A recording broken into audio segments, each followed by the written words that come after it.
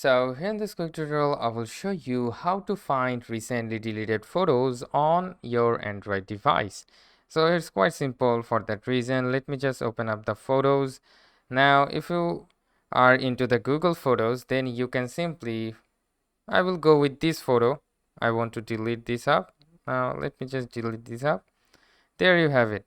So now if we want to find out the recently deleted photos, we need to go to the collection option onto the bottom.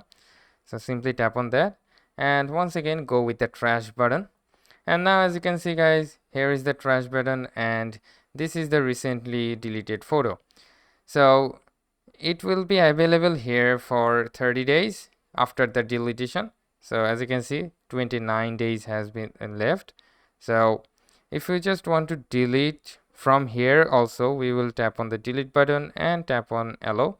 Rather than that, if you want to restore, you can tap on the restore to once again get back the photo into your photos. So that's how you can simply find recently deleted photos on your Android device.